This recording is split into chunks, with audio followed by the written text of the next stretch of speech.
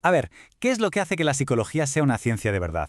No, no es la intuición ni las opiniones. Es un proceso, uno muy riguroso y sistemático. Hoy vamos a desgranar ese proceso, el método científico, y lo vamos a hacer siguiendo el rastro de una pregunta que seguro a casi todo el mundo le resulta familiar. Así que empezamos este viaje al corazón de la investigación psicológica. Pensemos en una escena que a más de uno le sonará. Una biblioteca. La mesa llena de apuntes y, cómo no, ese nudo en el estómago justo antes de un examen importante. Esa es la famosa ansiedad preexamen. Un fenómeno súper común, incluso entre quienes se lo han preparado a las mil maravillas. Y ante este problema, bueno, podríamos tirar de remedios de la abuela o de lo que se dice por ahí. Pero, ¿y si quisiéramos una respuesta de verdad? ¿Una que funcione? Pues aquí es donde entra en juego la ciencia, con un método diseñado precisamente para eso, para separar el grano de la paja, la evidencia de la simple especulación. Todo gran descubrimiento científico empieza con un primer paso muy pequeño. En nuestro caso, todo arranca con algo tan simple como observar un patrón en el mundo que nos rodea. Vale, pues nuestra historia arranca con un psicólogo que se da cuenta de algo que se repite una y otra vez. Ojo, no es una opinión suya, es un fenómeno que observa. Por muy bien que se lleven los temas, la ansiedad sigue ahí. Esta simple observación es la chispa que enciende toda la maquinaria científica.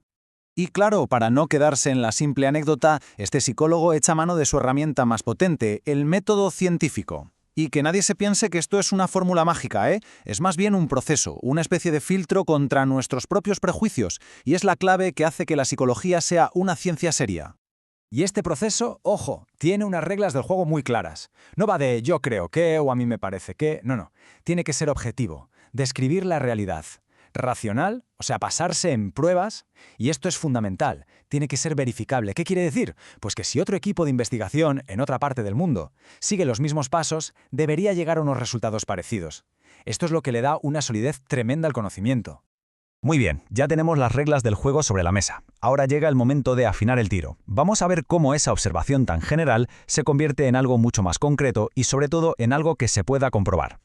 Claro, el psicólogo no puede investigar la ansiedad así, en general, es inabarcable, necesita acotar el problema. El verdadero arte aquí es transformar una idea difusa en una pregunta a la que se pueda responder con un sí o un no a través de un experimento.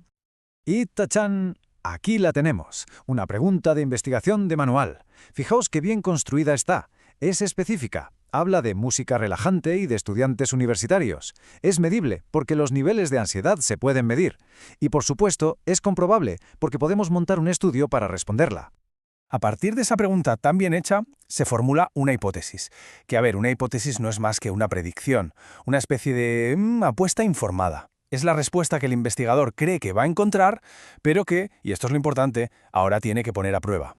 Y para que esta apuesta se pueda comprobar, la hipótesis tiene que tener dos piezas clave. Por un lado, la variable independiente, que es lo que vamos a cambiar, lo que manipulamos. En nuestro caso, poner o no poner música relajante. Y por otro, la variable dependiente, que es lo que vamos a medir para ver si hay algún cambio. Aquí, el nivel de ansiedad.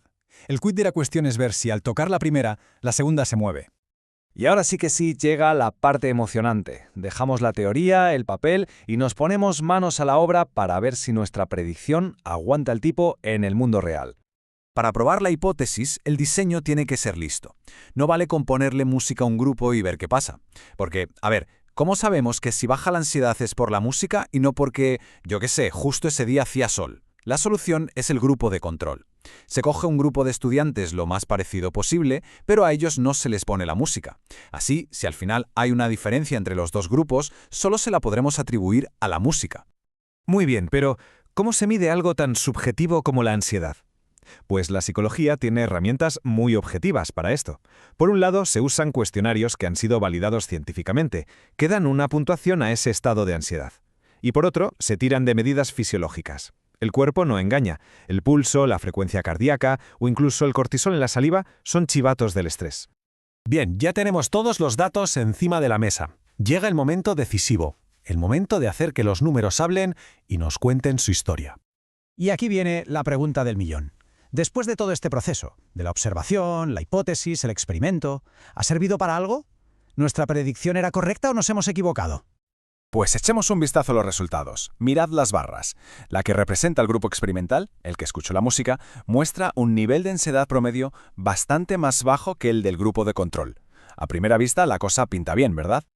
Pero en ciencia no nos podemos fiar de un «a mí me parece que sí». Hay que pasar los datos por un filtro matemático, por pruebas estadísticas, para estar seguros de que esa diferencia no es pura casualidad. Si el análisis dice que la diferencia es estadísticamente significativa, ¡bingo! Ya lo tenemos. Hipótesis confirmada. Escuchar música relajante, efectivamente, reduce la ansiedad. Pero ojo, el trabajo no termina aquí. Un descubrimiento guardado en un cajón no le sirve a nadie. El último paso es crucial, comunicarlo. Hay que publicarlo en una revista científica para que otros expertos lo revisen, presentarlo en congresos para discutirlo y, finalmente, informar a los profesionales para que puedan usarlo en su día a día. Vale, ahora que hemos visto este caso concreto tan de cerca, vamos a abrir el plano para entender cómo encaja todo esto en el gran puzzle de la ciencia psicológica. Resulta que en psicología conviven dos grandes tipos de investigación. Por un lado está la investigación pura o básica. Su objetivo es, simple y llanamente, ampliar el conocimiento. Busca responder a la pregunta de ¿por qué? Y por otro lado está la investigación aplicada, que coge todo ese conocimiento para resolver problemas prácticos, del mundo real. Responde a la pregunta de ¿cómo lo soluciono? Y lo más interesante es que son como dos caras de la misma moneda. Se necesitan la una a la otra. Pensemos, la investigación pura, esa que estudia en un laboratorio cómo funciona la memoria, es la que, años después, le da las herramientas a un terapeuta para diseñar un tratamiento efectivo para una persona con amnesia. La primera construye el mapa del conocimiento, la segunda usa ese mapa para llegar a un destino. Y con esto cerramos el círculo. Todo este viaje que hemos hecho desde esa pequeña observación hasta la conclusión final es la razón por la que la psicología es una ciencia con todas las letras. El método científico es el pilar que le da credibilidad, rigor y, lo más importante, la capacidad de generar conocimiento que sea útil y fiable. Y esto nos deja con una última reflexión. Pensemos en todas esas ideas que damos por ciertas sobre cómo funcionamos. Los polos opuestos se atraen, solo usamos el 10% del cerebro, cosas así. La pregunta es, si se tuviera la oportunidad de aplicar este método tan riguroso, ¿qué mito o qué creencia popular de esas que hemos oído 1000 veces se pondría a prueba? La respuesta podría ser el inicio de la próxima gran aventura científica.